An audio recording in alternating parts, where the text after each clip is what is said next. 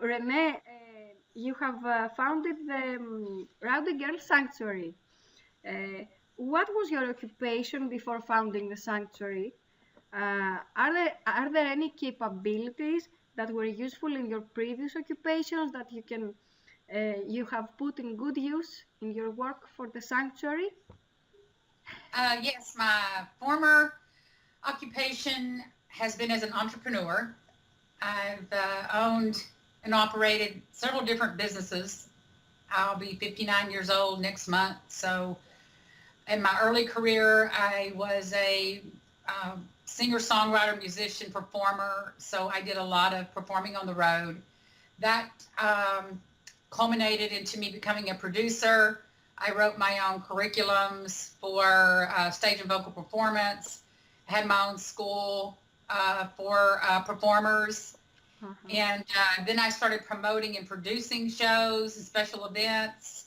Then I started directing shows. So it became first I started doing the performing, and then I started, when I got older, I started creating the curriculums to help others become good at being on the stage. And then from there, after a while of that, I always was a singer. I always loved to promote talent and what have you. And then from there, I went on to even build a medical spa. In the background of all that, always loved yoga therapy. I got my certification in yoga. It was always very good for me personally. So I've always, managed to take what I love to do and create income with what I love to do. It was never hard for me. I had a yoga studio. I built the medical spa with 13 doctors. And then after a few years of all that, some things went south, and it was like, okay, why don't you get your real estate license? So I got my real estate license, got into real estate. Long story short of all this is, as an entrepreneur, I've got a skill set that is now being put to use in animal rights and what I'm doing at the sanctuary that I never thought I would ever use for something so passionate to my heart. Every single skill, all of it is being used in a way that I never dreamed. So yeah, it's all been good, every bit of it, from being able to get on stage to being able to produce events to being able to do social media, promote, um, market, to being able to have that mind of the healer, to really take all that into my love for the animals and their well-being. And I look at things holistically a lot of times, medically too, of course, but also I always have the holistic way I look at it.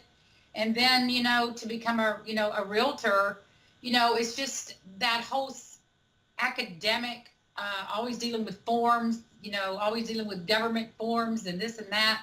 So it's all been put together and works. It's like I had my own university for this. No, maybe you one day you can start one to Yeah, educate there you go. people. Yeah. Exactly. There you go. Renee, uh, when was the first time you heard the term vegan? How long ago? I probably heard that term for the first time when I was in my yoga studies, and certainly vegetarian. I was vegetarian for a while, and but the word vegan, I'm sure, was back then, and I always thought it was something strange. And when did you find out that it is something that you know nice normal people do? Well, when I moved to the ranch here, my husband and I remarried, and I moved out here. I started, falling in love with the cows here. And when I was doing the research on slaughter and what happened to the animals after they left here, veganism started coming up, and I started looking up veganism. And it's amazing just how much we're kept from knowing the truth about even the word vegan. It should have been something we learned in school. We should be given choices in school. Yeah. It's kept from us. Yeah. It is Unless we have family. Yeah. Unless we have family that teaches it. It's not something we generally learn. Yes. We are insulated from this term. I have lived in a country that, in the UK for many years, and I have never, I never, fell on this word. It was a shame. Mm-hmm. Anyways, Yeah, exactly.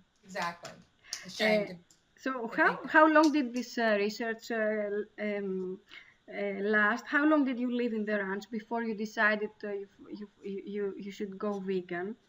What was the tipping point? Well, I married my husband in 2010, the second time, and he had acquired the ranch from the time we had divorced to the time we remarried. And so when I moved here, he was still working for Dow Chemical. This was a retirement investment. It was a second income. It wasn't the first income, it was a second income. And so, and he was using it as a way to, when he retired from Dow, to have more income. So he would supplement his 401k, his check he got every month. And so that was his master plan. And so when I moved here, it wasn't too long before his master plan became not so much a plan anymore. It went out the window because I started falling in love with the animals. And being from Texas, I always loved, animals, but I never got the idea that I could eat one animal and love another. It never crossed my mind until I moved here. And what made me start looking was my husband always wanted me to help him, like open fences. He wanted me to help him, round up the cows, move them from one pasture to the next. And I never wanted to help with any of that because I was from the city and I didn't have a desire to do ranching at all, ever. I had no desire to be involved in that. And when he told me about this, he told me about these two calves that didn't have a mama. I bought two of them because they didn't have a mama, and to bottle feed them. One we called Bobo and one we called Rowdy Girl. Bobo died. She had a very bad start. She had problems from the very beginning. Bobo died very young. And Rowdy Girl just thrived. I fed her twice a day. She loved, my connection with her.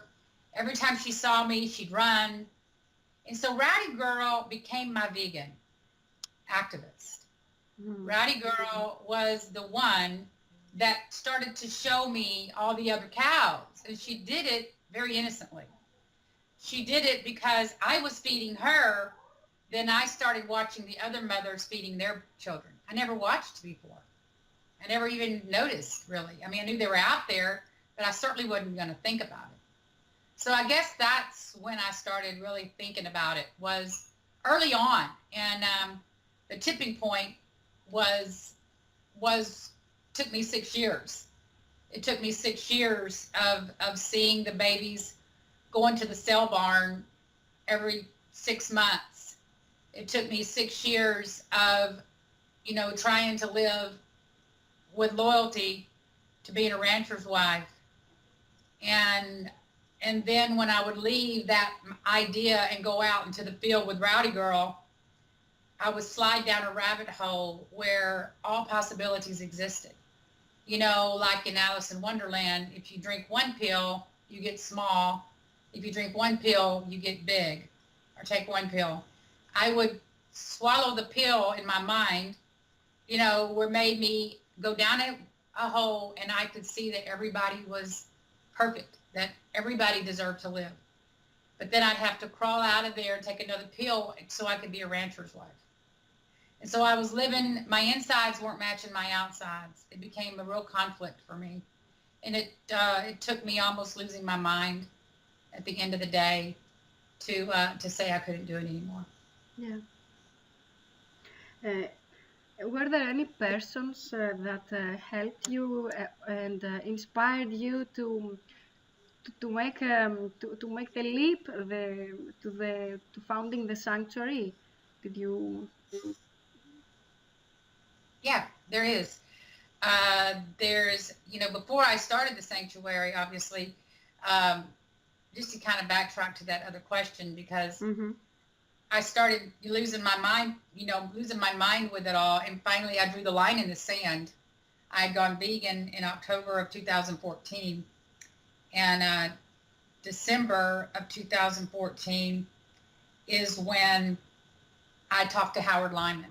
Mm. Howard Lyman was a big instrumental figure with me making the right decision, that I really felt I was doing the right thing.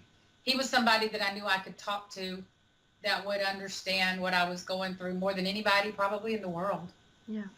And so he's been instrumental. Kip Anderson with Cowspiracy, Mm-hmm. another very instrumental figure. He was somebody I was talking to. He gave me a lot of encouragement, a lot of inspiration to raise the money. It took so many people out there to help us, and he gave me the encouragement and said, you can do this. And so Kip Anderson, Gene Bauer in the Sanctuary Farm Sanctuary, I was looking to that sanctuary because they've been around the longest. And so I sought out people like this to give me guidance and direction in the beginning. Yeah. Very nice. Shall we change a bit the subject to some? You mentioned cowspiracy. Um, T. Colin Campbell said during our conversations in September that using up resources to create illness is not sustainable, and he wanted up to explain that. Uh, my question is, do you agree with that in general? And the most important thing is, do you think as a farmer or as a rancher, do you have any hints about the negative consequences of animal agriculture to the environment? Does a simple person working in the animal agriculture sector have any hints to understand that without consulting people who know and without reading books? Um, well, I didn't even think about it until I watched Cowspiracy. Ah, Until I watched Cowspiracy, I never thought that a cow's poop mattered. I never thought about, oh, look at all that methane going up into the air and in our environment. I wonder how many cows in the world are making a lot of poop to destroy our planet. I never thought that, you know. I never thought, well, I wonder how many gallons of water it takes to make a hamburger. Nobody ever taught you that in school. What I loved about the film Cowspiracy, when I did watch Cowspiracy, was that my mouth dropped open at every frame. And then I had to rewatch it and take my notes. And I would stop the video and I would write as fast as I could. yeah.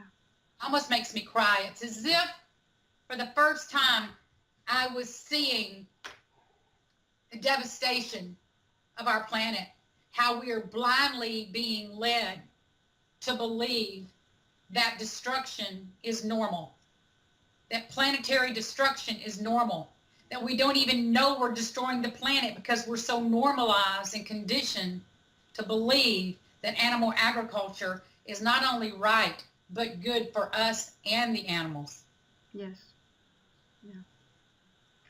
Yeah, very interesting. Out of curiosity, what happens to the poop in a farm? Uh, In a farm or a sanctuary? in a farm. I mean, I'm working on these indications now that something might be detrimental to the environment. Does all the poop is used in a ranch or in a farm? Do you have to throw No, it somewhere? Do you have to pollute some water? I don't know. no. In a regular farm, I mean, no. Cows poop and that's that. Well, we may drag it. Tommy has a dragger that he puts on his tractor, and And when it gets too much, he would drag it so that it would mix in with the soil, but nothing's done with Yeah, it. because this is not an intensive operation. I guess you can see that in intensive operations, that it is too much that you don't know what to do with it. Yeah, Maybe. now but you have to have a lot of land. That's what I mean. So Mm, now if you're having if it's a feedlot yeah. where animals are condensed to a Yes. very small space, Yeah. then yes, you must, get rid of it because and it's all going to go back into the environment. Yeah. I mean, unless you're making fertilizer, and even still it's going back into the environment. That's what the whole thing about veganic gardening, when you think about veganic gardening, Yes. the reason why they get away from the uh, the cow manure, the composites of the soil Uh-huh. in veganic gardening is because they don't want to continue to use the waste of the animal because it's destroying our planet. Yeah. We don't have veganic gardening in Greece as well, as of now, but I hope we will have soon. I will let you know. Yeah. Um, Renee, what if half of the Texas ranchers turn vegan within 5 years from now?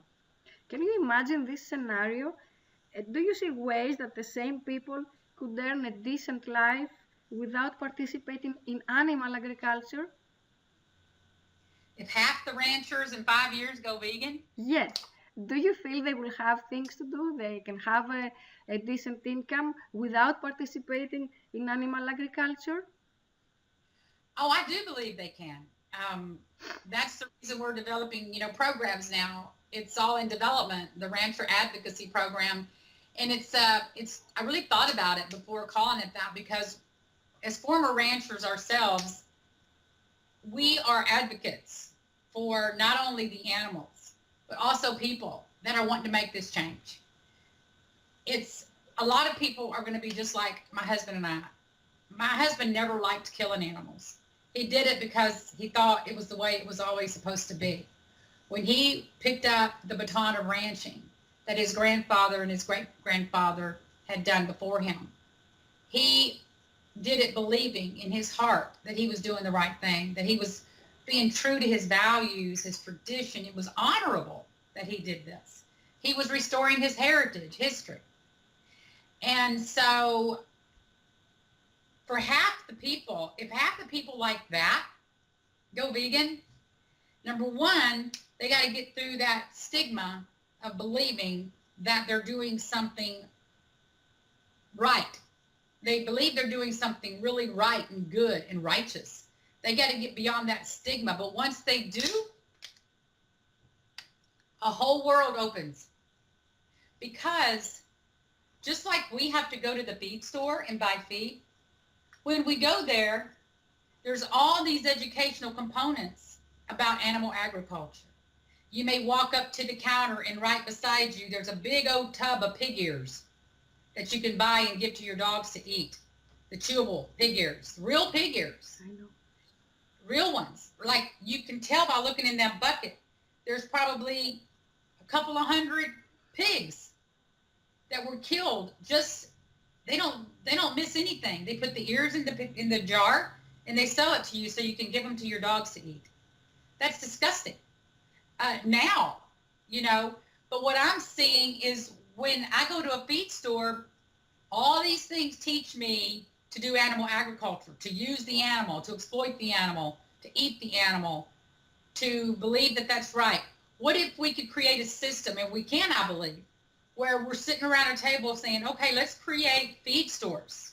Let's create wonderful feed stores where we are supplying feed, we're supplying tractors, we're supplying implements, tools, whatever you might need to the community, but they're vegan in operation. So that when you walk in to buy the feed, a supposing rancher could just walk in and buy some feed. But instead of seeing pig ears at the counter, there's vegan literature. Instead of seeing a monitor on the wall about the latest FFA, Future Farmers of America, or 4-H event, there's a monitor with Cowspiracy playing. So there's ways for ranchers to think about this big model, so that, and it starts with how we feed our animals, how we take care of the animals, the equipment we use to take care of the animals in the ground, the rock, the dirt, the soil. All of these things are needed. The grain, the oats, the corn, all of this is needed. So if we take that whole idea and we frame it around vegan farmers, there's so many ways to make money. I'm, I'm very happy to hear that. I truly believe it. And I hope we will go there in less than 5 years.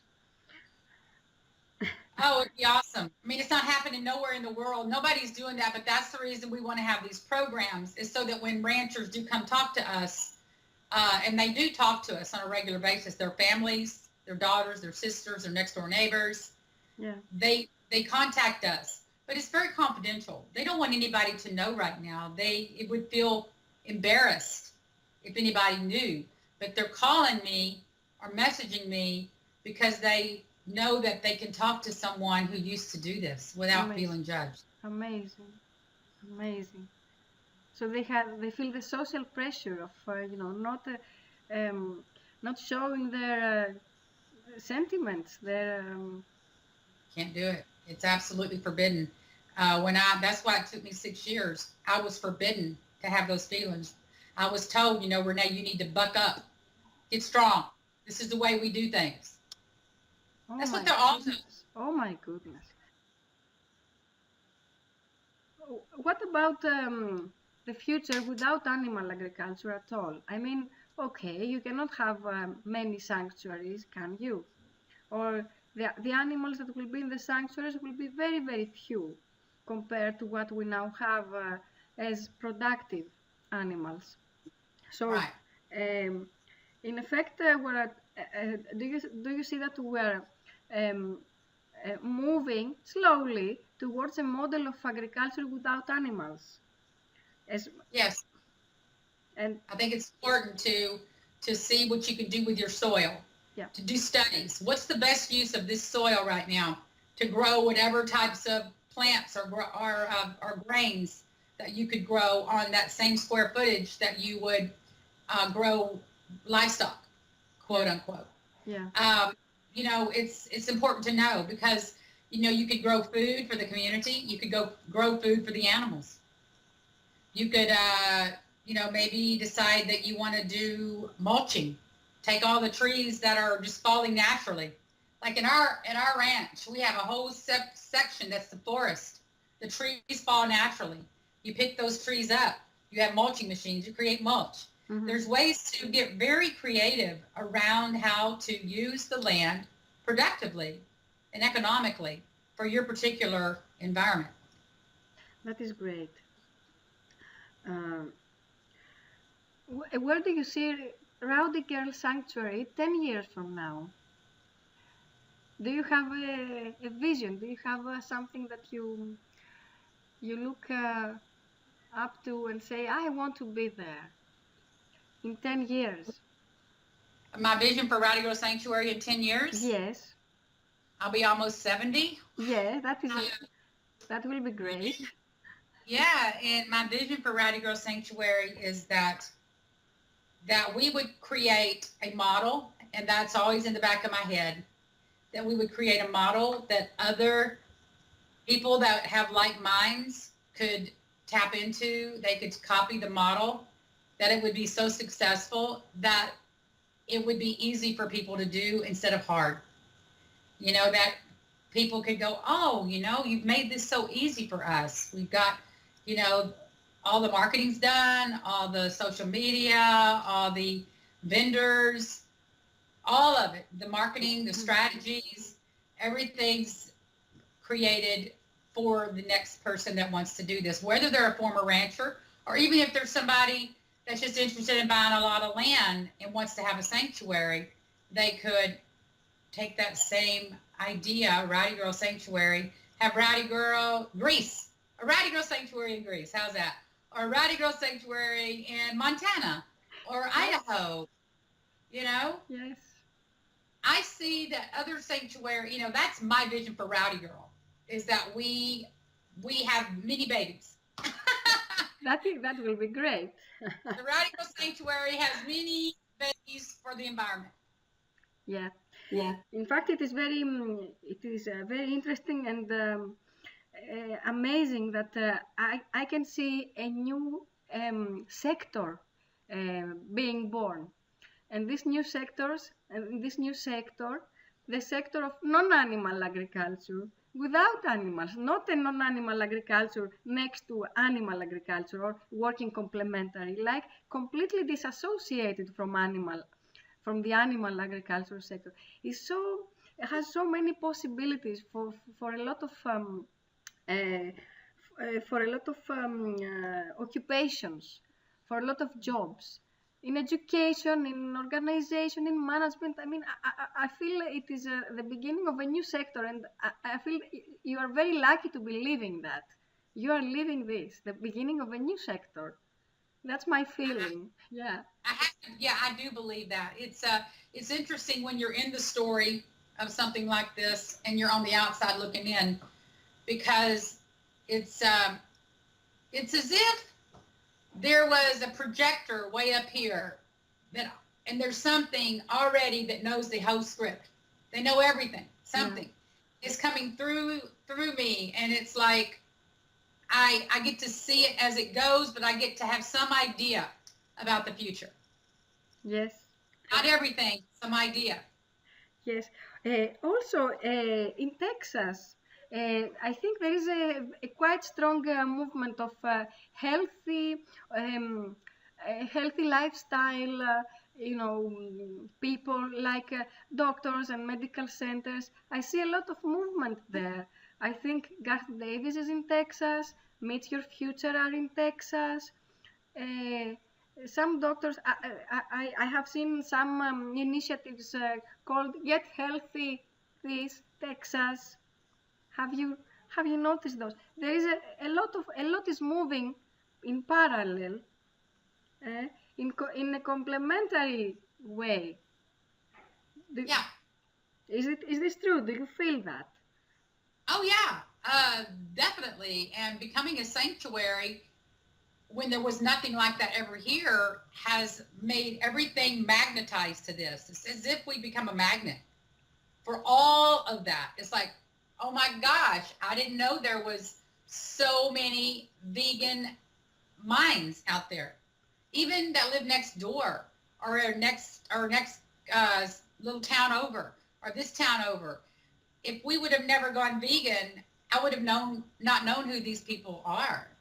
And you take that into the next stretch, from one city to the next, one county to the next. In Texas, we're going to be doing, vegan tours, Texas vegan tours, with where we go from one city to the next, celebrating the vegan culture and putting that out there in social media because it's happening, and the sanctuary has become a rallying point for all of this. And it's very, very interesting. People ask me all the time, how are you doing this in the middle of Texas? I'm like, Texas is ready.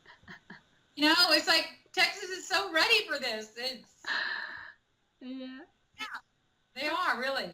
Amazing, amazing. I'm so glad to hear that. Here, instead of celebrating sardines and other animals, celebrate plant-based food and veganism. I mean, what better could there be than And that? there's a great doctor in Houston. His name is Dr. Garth Davis. Yeah. And he has a book called Proteinaholic. Proteinaholic. He's been to the sanctuary a couple of times. He was a speaker here last year. Mm-hmm. But right in Houston, and there's another plant-based like center hospital. I'm trying to think of the name. I can't think of it off the top of my head. Yeah. But there is one in Houston. There's a lot of vegan restaurants in Houston. More and more every day. Yeah. This gives me so much optimism for our planet and for animals and for our kids and for every person in the world. You know, I left my most important question for the end. I would like you to tell us about the challenges, the past ones and the current ones that you face from running the sanctuary. And most importantly, I want you to tell me about the rewards from your current, let's say, employment, and compare these rewards to what you felt you have taken from your previous employment. It's a big question. We can start from the challenges and the obstacles and difficulties and then go to the rewards. Well, the biggest challenges, present and past, is that what you're asking? Yeah. Yes. I guess the past challenges, I'll start there. Yeah. The past challenges were, number one, just getting the sanctuary to happen, getting the nonprofit, because we're a nonprofit. You know, we're not, we're geared that way as a 501c3. So the biggest challenge was getting that, and then to set up all of the structure for the organization. And another, challenge has been, in every movement that is changing the world, and I believe Rowdy Girl Sanctuary is doing that because of people like you that ask us to show up on programs like this. Thank you. The way that I know that we're changing the world is through people like you, your eyes, your heart, your face, your soul. When we're asked to be places and speak about our story, I know that we're changing the world because of what's reflected back at me, not because I think I'm changing the world, right? So a big challenge has been that there's people that don't want us to do that. There's people that actually are very vicious and they don't want to see that happen. And so that's been a big challenge, going up in spite of that, to be strong, to be sure-footed, to know that we all greatness has opposition. All greatness. I mean, if you look at Mother Teresa or Jesus Christ or the Buddha or whatever, there was always talk of opposition, always. And that opposition has fueled me, honestly, to really know who we are. The biggest challenge has been, in the past, has been allowing opposition to not destroy me, but to fuel me on. That's huge. Presently, the baby cows that have been born here, used to, when we had babies here, it was because we sold them. We sold the baby calves to become in the meat industry. They were slaughtered or they were sold to be slaves on another ranch. So our entire operation was built around the more babies you have, the more money you make. Yeah. It was slavery, and so now the biggest challenge presently is we are stopping that entire mechanism of that's happening in our animals, from our animals' fertility capabilities. You have to castrate the babies that are born. And in the beginning, there was a problem because the cows were older when I first bought the cows, and the ones that would have been slaughtered have had to have a procedure they call Burdizo. B-U-R-D like dog, I-Z like zebra, Z-O, Burdizo.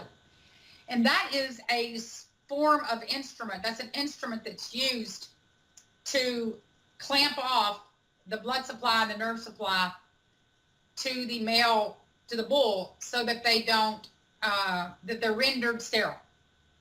Okay? Yep. But what I didn't know was that this procedure took months to completely happen. And I didn't know that there was, from my research, a 30% fail rate. And so the reason I'm telling you this is because we had more babies when we thought we weren't going to have babies. And because of that. And so those particular animals are on another completely different pasture about 10 minutes from here.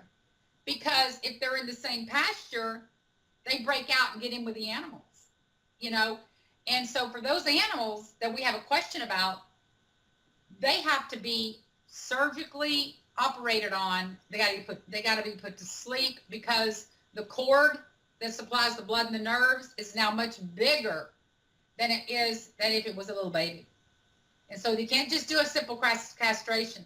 There has to be a surgery. This is a big challenge for us. I don't even want to do it. I know we have to, but they're in another pasture right now. They're by themselves. They're not hurting, you know, anybody over there or getting anybody pregnant over there. But then what happened was when we had the great big flood, we had a big challenge when we had the flood here in June. It was a 100-year flood event. We had never seen anything like it here. And so we had to evacuate all of our animals. And we didn't have the luxury of putting them in separate pastures. They had to all go in one pasture during the flood.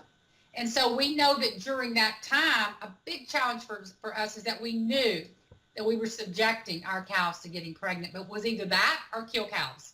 It was either that, let them drown, or kill them because they're male.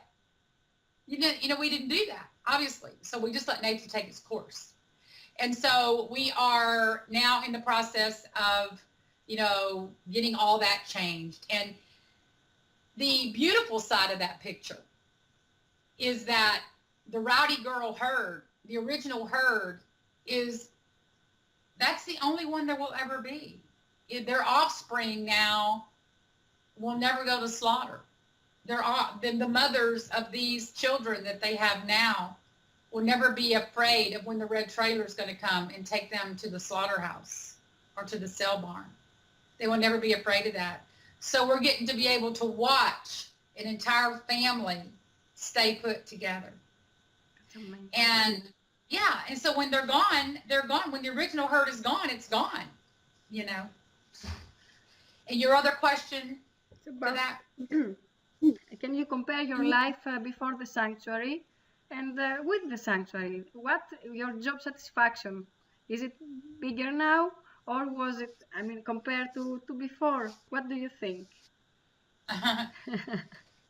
Before the sanctuary, it's as if I am living a life I never knew I'd live.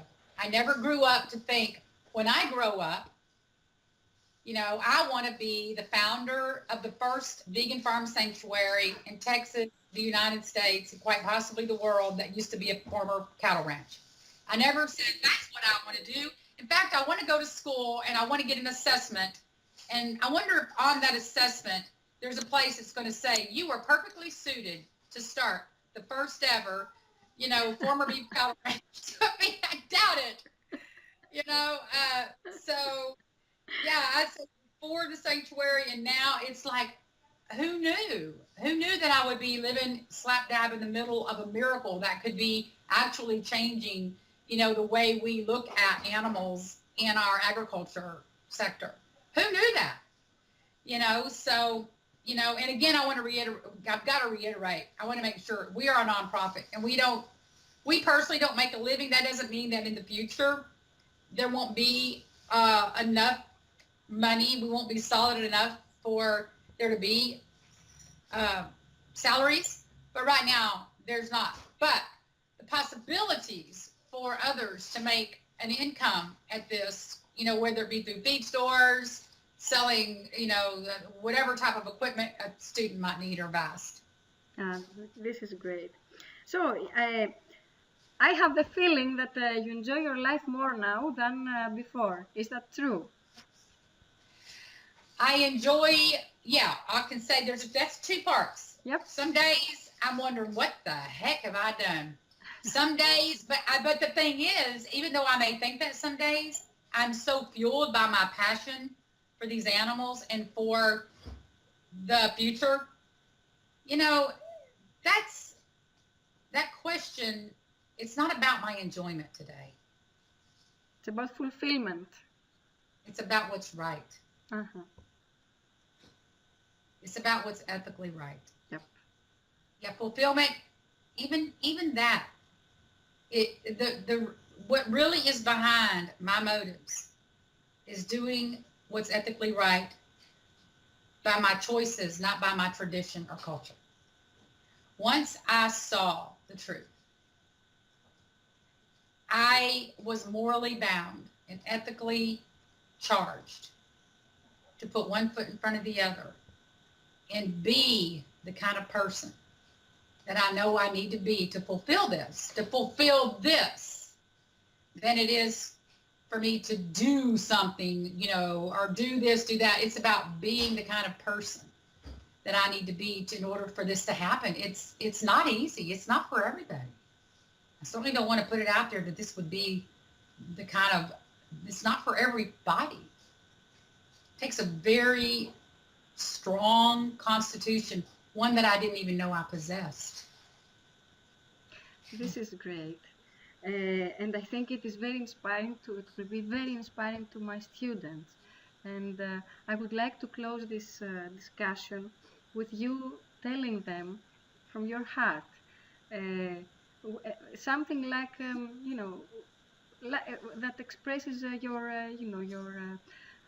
heart, your idea for the future, your hopes, and that they can take it and work on it, and then maybe put one foot in front of the other and do something.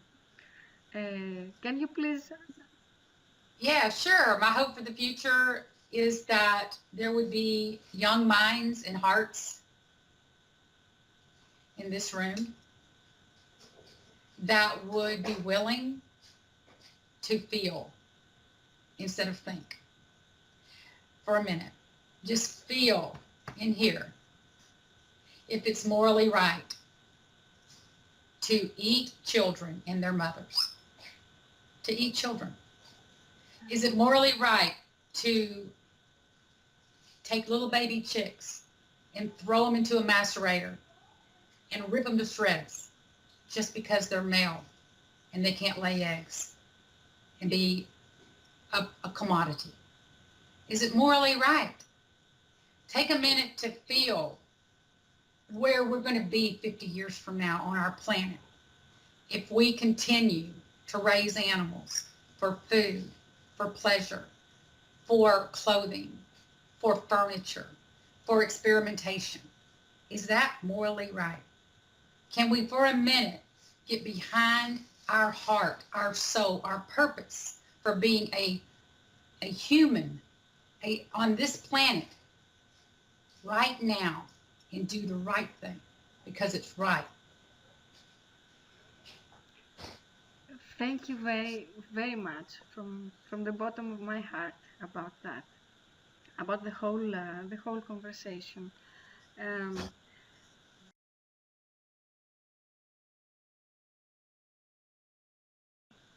Okay, thank you, Tom. So, please tell us, how long does it take to set up a ranch, a beef cattle ranch or a dairy ranch, and how long might it take to shut down an operation? I need this info to discuss with my students about the sectors. It is very hard to set up a cattle ranch. I learned that from experience because when I started ranching here on the 96 acres, I found out you didn't make any money if you bought your own hay. Every winter I had to buy hay, and that would negate all profits. So I started making my own hay. Well, that took about a $70,000 investment to buy the tractors, the equipment, the baler, the rake, the cutter, the trailers that you needed to haul it. And so that's what I'm saying. It takes a long time to get into it to be profitable. To get out of it, all it takes is I'm selling out. And you could get out of it very easily, but to start a sanctuary is not easy. The way we got out of it was hard, and it's still being hard. But if I would have just sold the cows and taken the money and then sold the equipment, it would have been very easy. I could have done it in a couple of weeks. Weeks. But to acquire the land and be able to make the hay and the fences that are necessary and the corrals and all that, it's very, very hard. In fact, ranchers don't make a lot of money unless they have a lot of land that's already paid for.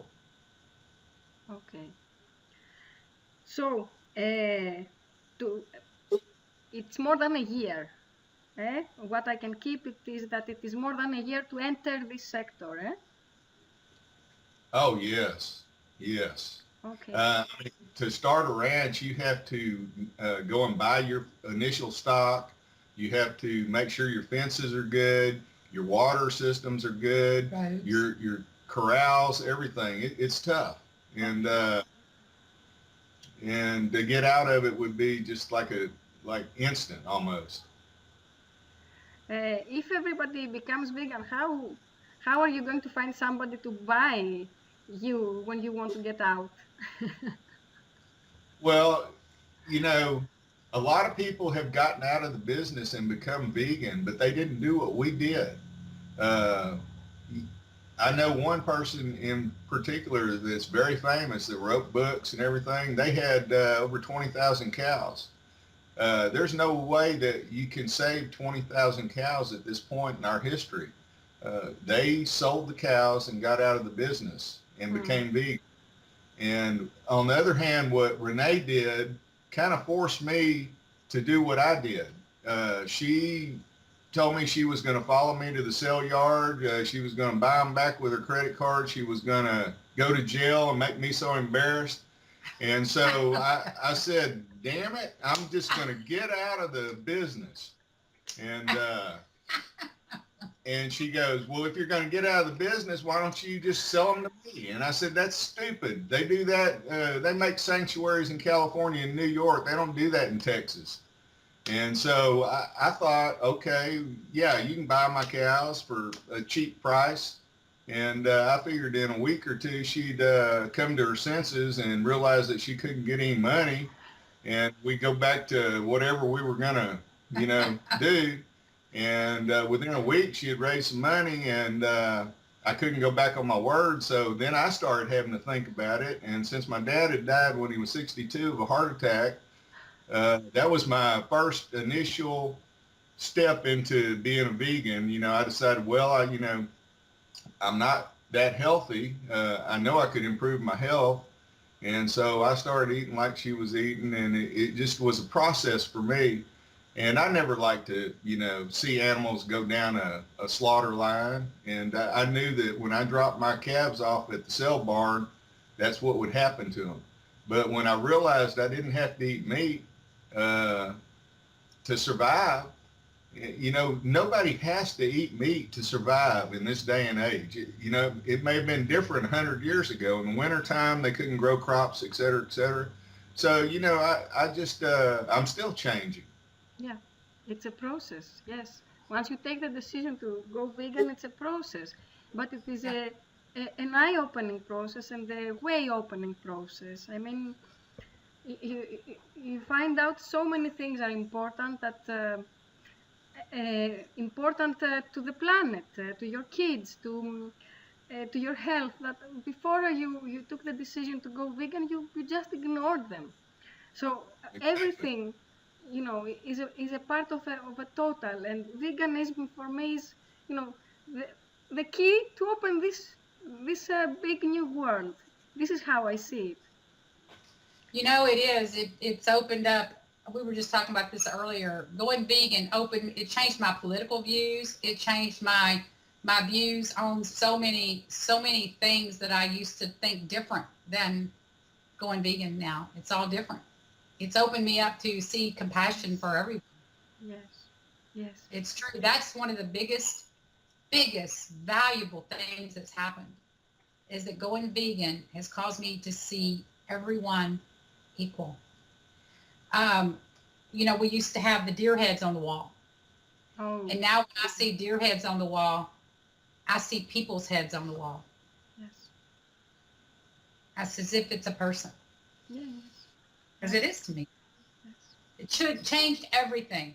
And see, the real dilemma for me is this: if that's true, then what if we stopped eating animals and we finally, on our planet, could achieve world peace? What if? Yes. For sure, going vegan will alleviate many of our problems and many of the roots of war and conflict. It changed everything for me. I mean, Yeah. it changed my entire way of viewing the world and people. Any other questions for me? Would you like one more, please? Sure. Yes. How do you feel? Like you have an everyday life with work. You're working every day in the sanctuary. Can you compare your job satisfaction from the sanctuary to that from your previous life as a rancher? Well, when I was a rancher, like I said, I hated taking my calves and dropping them off at the sale barn. I never liked that. But, I have to make money to pay the bills and to, the taxes, everything. And so it's tough now because I don't have the income coming in that I used to. And I had retired right when Renee went vegan. And so my life has changed a whole lot. I had retired under the assumption I was going to be able to take it easy and go do my favorite hobby, which is metal detecting, looking for old things. And I haven't been getting to do that lately because we had a flood this year, and that compounded the issues. There's just been a lot of work with the sanctuary, but as far as saving the animals and feeding the animals and taking care of them, I love it. Yeah, Very satisfying. that is great. That is so nice to hear. So, Renee King Sonnen and Tom Sonnen, thank you very, very much for being with us and for your insights and knowledge that you shared with my students. And I believe you gave us much inspiration and much to think and ponder on. And we hope to see you maybe next year live in class. Thank you. Thank you very much. Thank Thank you, you. Anastasia.